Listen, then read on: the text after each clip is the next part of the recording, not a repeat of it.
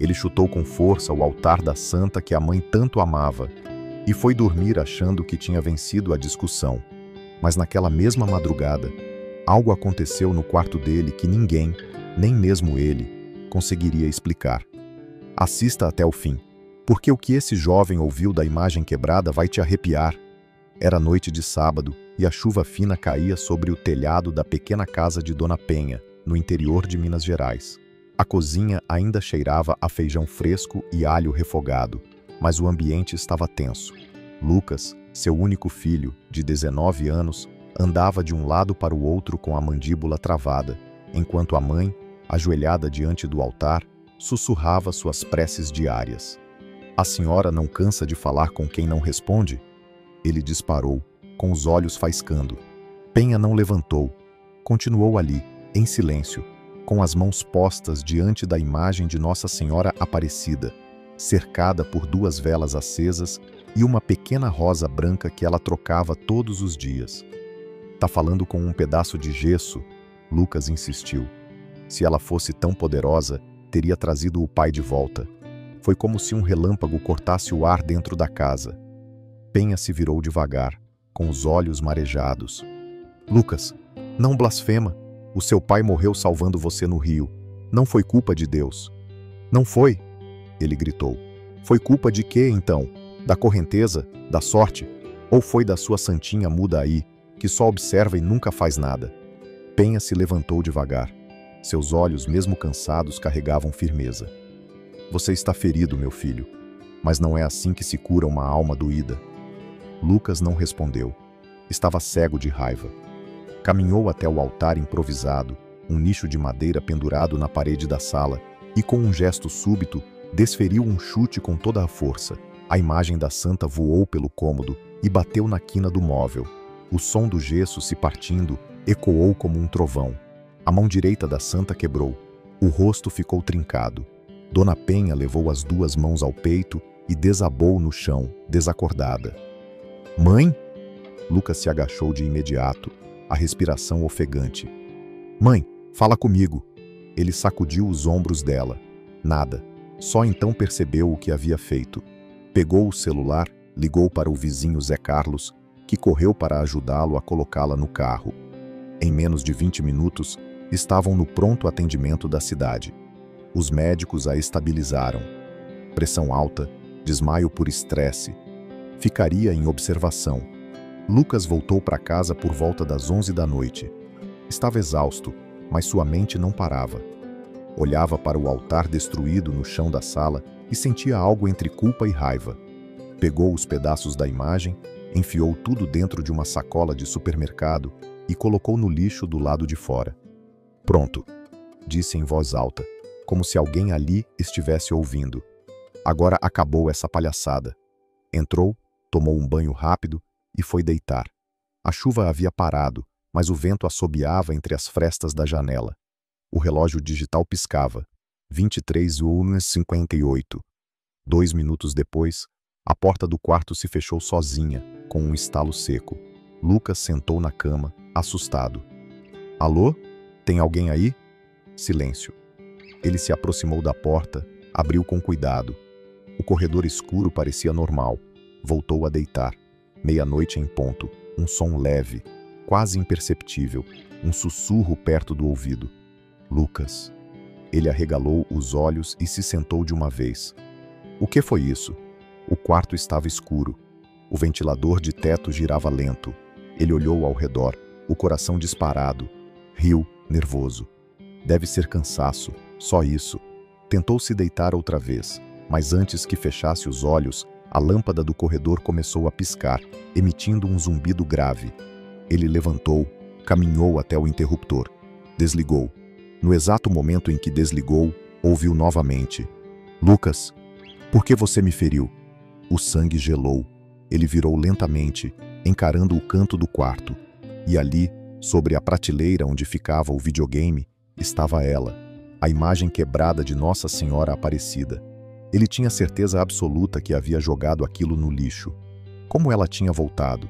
E mais importante, porque ela parecia iluminada por uma luz azul fraca, como se pulsasse por dentro. Lucas recuou um passo. O peito subia e descia com força. Olhou para a imagem e achou ter visto lágrimas de gesso escorrendo pelas fissuras do rosto partido. Ele queria correr, gritar, mas não conseguia. Seu corpo não obedecia, e então a voz voltou, mais firme, mais nítida. Você quebrou algo que era seu, não meu. Agora, escute. Mas escutar o quê? E por que agora? E como a imagem havia voltado para dentro da casa, sozinha? Quem, ou o que, estava tentando falar com ele naquela madrugada? Lucas não conseguiu dormir mais. Ficou sentado na cama por horas, encarando a imagem trincada de Nossa Senhora, agora de volta à prateleira. A luz azulada havia sumido, mas a sensação de estar sendo observado permanecia. Ele queria acreditar que estava sonhando, que tudo era fruto do estresse. Deve ser minha cabeça, murmurou, com a garganta seca. Eu tô surtando. Pegou o celular, abriu a câmera e mirou na imagem. Nada de estranho, nenhuma luz, nenhum movimento. Ainda assim, não teve coragem de encostar nela. Deixou o quarto com a porta entreaberta e foi dormir no sofá da sala, enrolado numa coberta fina, com a TV ligada no volume mínimo. Às 4h27 da madrugada, acordou com o barulho da lixeira da rua sendo fechada com força. Levantou devagar, abriu a cortina da sala. A lixeira estava ali, no mesmo lugar, vazia. Sentiu o estômago embrulhar. Voltou ao quarto decidido. Pegou a imagem trincada com cuidado, envolveu-a em uma toalha e saiu apressado. Caminhou 2 quadras até uma caçamba de entulho que havia perto da igreja abandonada do bairro. Jogou a toalha com a imagem lá dentro, sem olhar para trás. Agora chega. Isso é loucura, disse a si mesmo. No caminho de volta, reparou em algo que o fez estremecer. Uma senhora muito idosa sentada na calçada da casa 203, coberta com um xale roxo. Ele nunca tinha visto aquela mulher antes. Boa noite, disse educadamente, mesmo com a estranheza da cena. A mulher não respondeu, mas quando ele já havia passado, ela murmurou com uma voz rouca. A mãe não abandona, mesmo quando o filho a expulsa. Lucas congelou. Virou-se de repente. A cadeira de balanço estava vazia. Correu. Entrou em casa com as mãos tremendo. Foi direto para o quarto. Nada. Nenhum sinal da imagem. Trancou a porta. Às 6h da manhã, finalmente pegou no sono. Por volta das 10h, acordou com o celular tocando. Era o hospital. A voz do médico era tranquila. Dona Penha havia acordado, mas estava muito fraca. Ainda não falava, mas estava consciente. Lucas foi até lá, aliviado, mas sem coragem de contar nada do que tinha acontecido. A mãe apertou sua mão, sorriu levemente ao vê-lo, e mesmo sem voz, seus olhos diziam tudo. Perdão, amor. E uma dor silenciosa que parecia pedir que ele voltasse a ser quem já foi um dia. À noite, ao chegar em casa, o quarto estava como deixara. Porta trancada, luz apagada, mas ao acender o interruptor, a imagem estava de volta. Mesma trinca no rosto, mesma ausência da mão direita. E, novamente, sobre a prateleira. Dessa vez, Lucas não correu. Se aproximou com calma. Parou a menos de 1 metro. O ar estava denso. O ambiente tinha um cheiro estranho, algo entre vela queimada e terra molhada. Quem está fazendo isso? Perguntou em voz alta. A resposta veio imediatamente, não como um som no ar, mas dentro da cabeça. Você me quebrou com raiva, mas sou eu quem conhece as suas dores. Ele recuou um passo, com os olhos arregalados. Isso é loucura, é minha mente me pregando peça, disse tentando se convencer. Naquela madrugada, um novo pesadelo tomou conta de seu sono. Ele estava sozinho em um campo seco, a terra rachada sob seus pés. Ao longe, uma figura se aproximava com um véu azul. Conforme ela se aproximava, ele via que ela chorava lágrimas de sangue. A mulher se ajoelhava diante dele e falava, mas sua boca não se movia. Apenas o som da voz preenchia o ar. Você me rejeitou, mas eu intercedi por você, mesmo assim. Lucas tentava correr, mas seus pés estavam presos ao chão.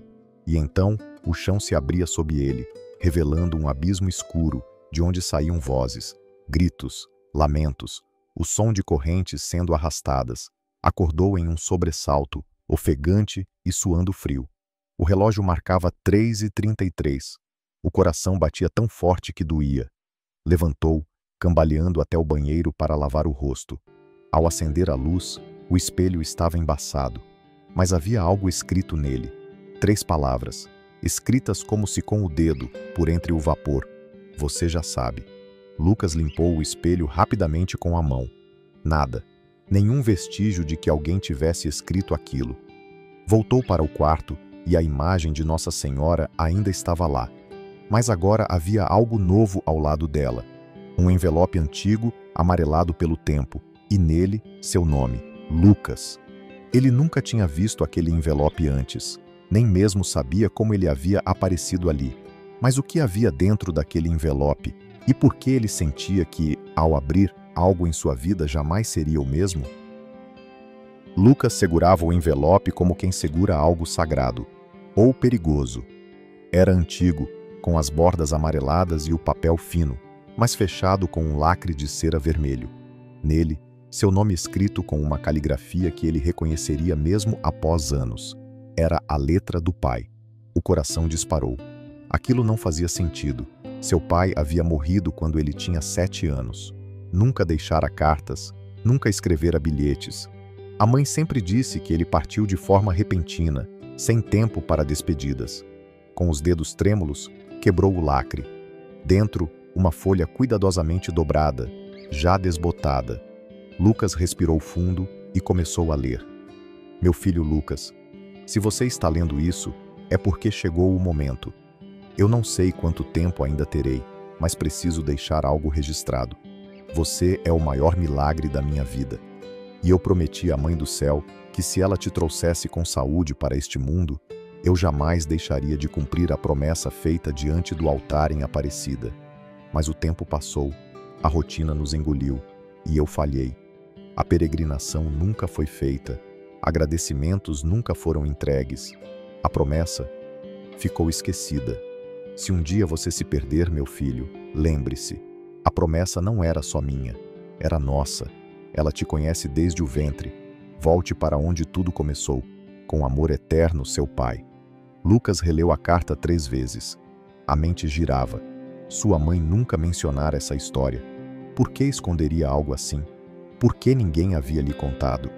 Levantou-se e foi direto ao hospital, determinado a confrontá-la. Dona Penha estava sentada, mais acordada do que antes. Um sorriso brotou ao vê-lo entrar. Lucas se sentou ao lado da cama e mostrou a carta. Ela leu em silêncio. Quando terminou, seus olhos estavam marejados. Você sabia disso, mãe? Ele perguntou com a voz embargada. Ela assentiu devagar. Seu pai me pediu para guardar a carta até que você estivesse pronto. Ele dizia que você entenderia quando ouvisse a voz. Lucas estremeceu. Que voz? Penha olhou fixamente nos olhos do filho. A voz da mãe. Aquela que nos chama quando já não conseguimos mais escutar ninguém. Ele se recostou na cadeira sem saber o que dizer.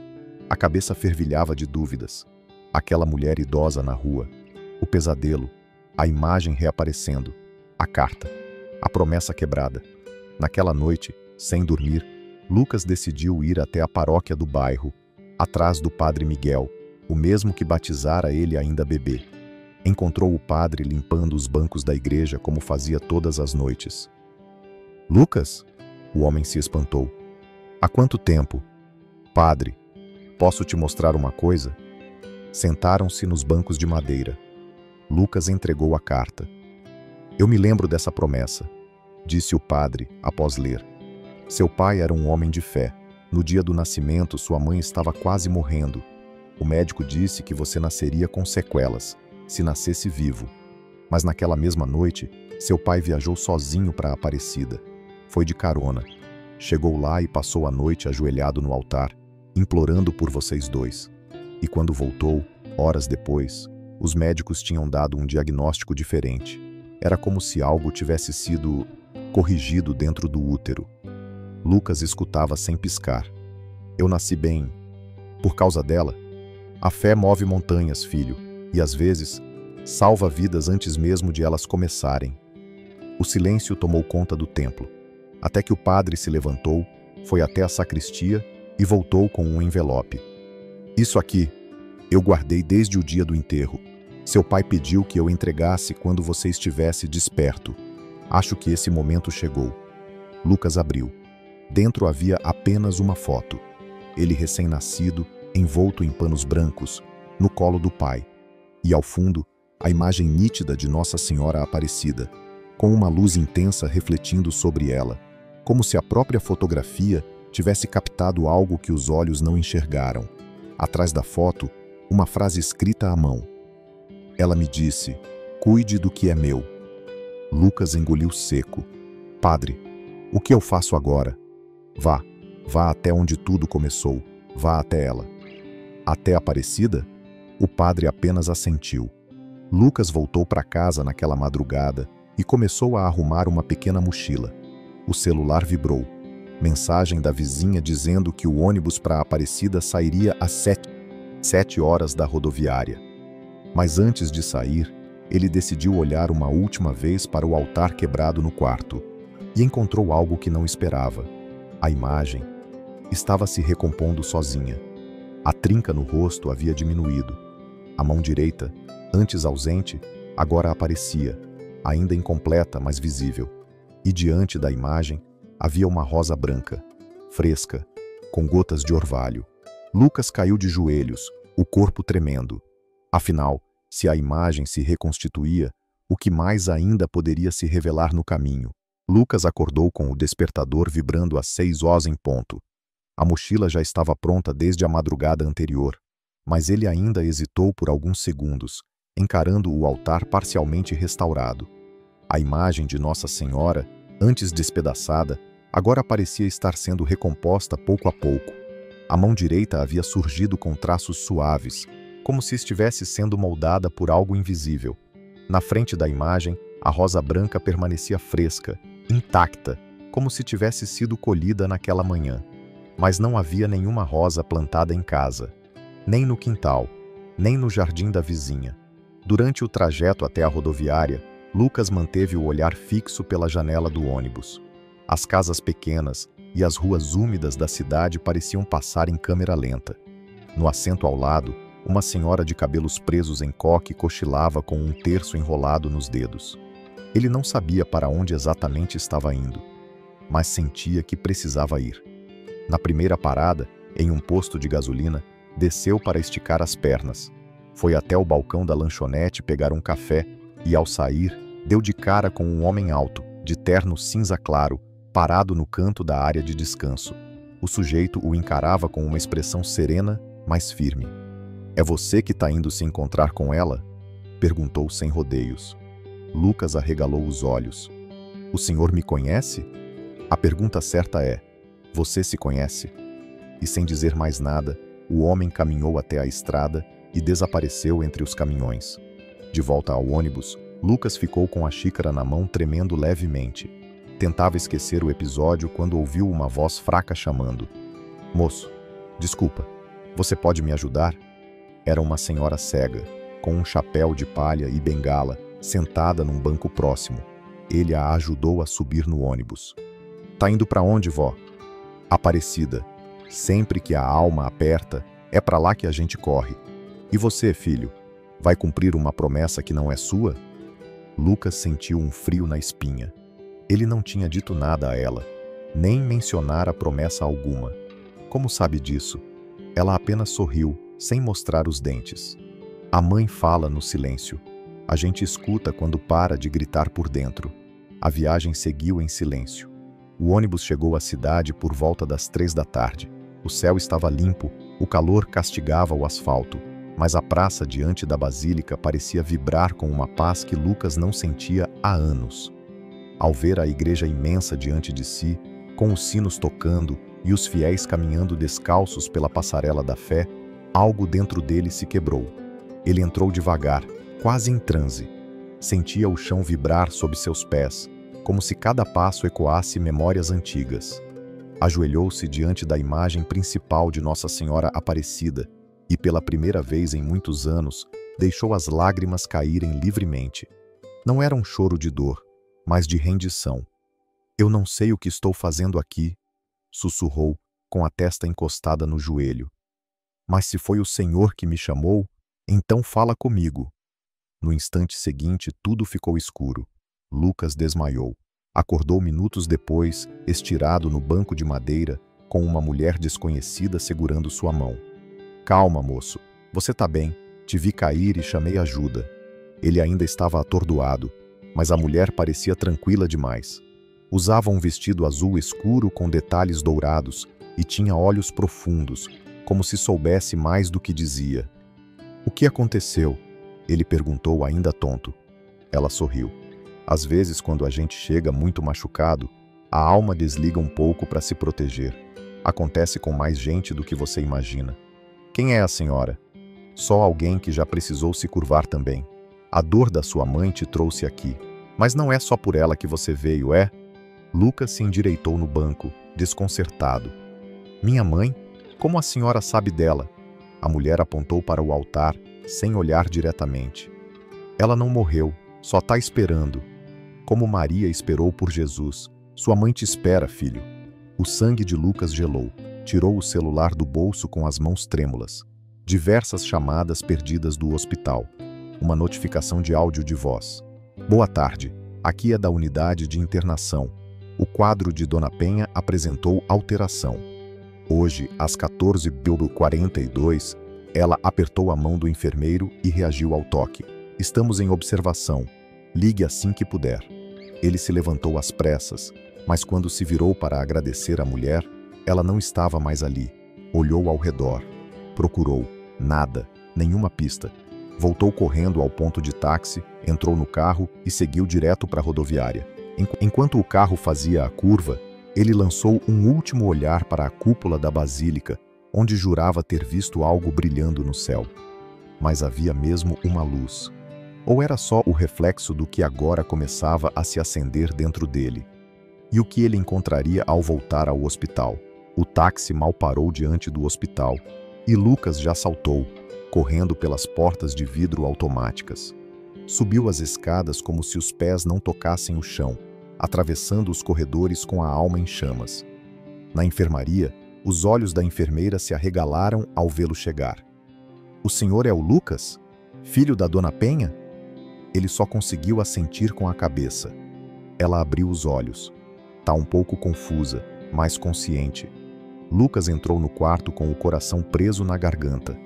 Dona Penha estava pálida, os cabelos desalinhados, mas seus olhos estavam vivos. Vivos e úmidos. Mãe, ele disse com a voz falhando.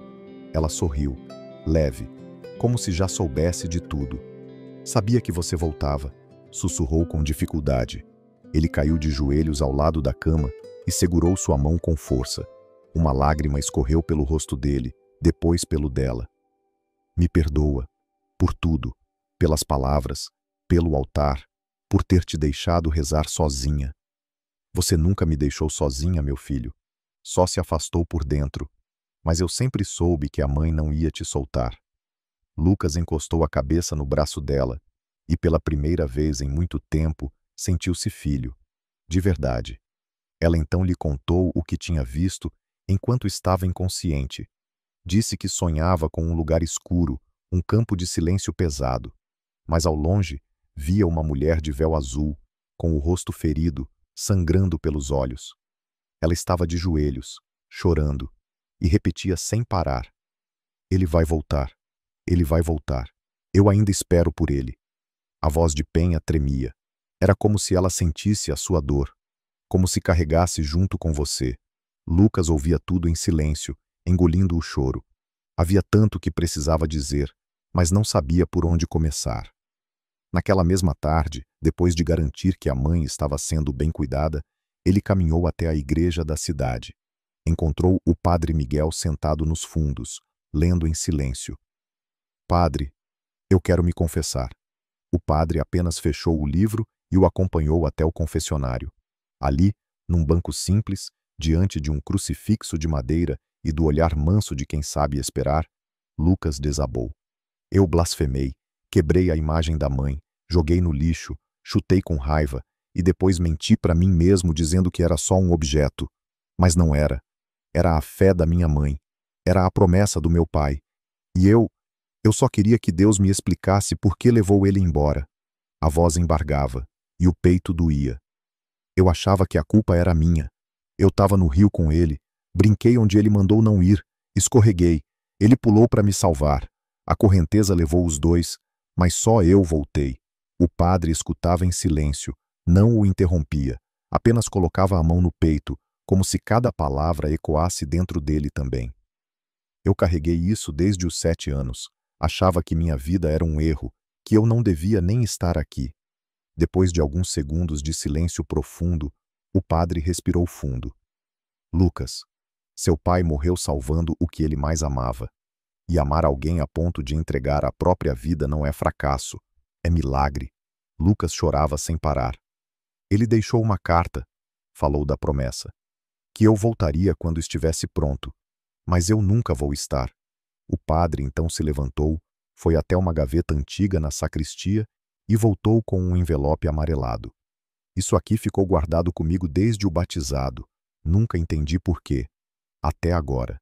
Dentro do envelope havia uma segunda carta, mais curta, escrita pelo pai. Se algum dia meu filho quiser ir embora de tudo, deixe que vá. Mas quando ele voltar, não fale de pecado, nem de castigo. Fale da mãe. Diga que ela o espera. Diga que ele nunca esteve sozinho. Lucas não aguentou. Abraçou o padre como quem se agarra a um porto seguro. Ali, em meio a lágrimas e fé, algo foi quebrado por dentro, mas não em dor. Foi como se uma corrente fosse solta, como se o peso de anos inteiros finalmente tivesse sido arrancado do peito. Naquela noite, Lucas voltou para casa e, sem dizer nada, começou a limpar o altar da mãe.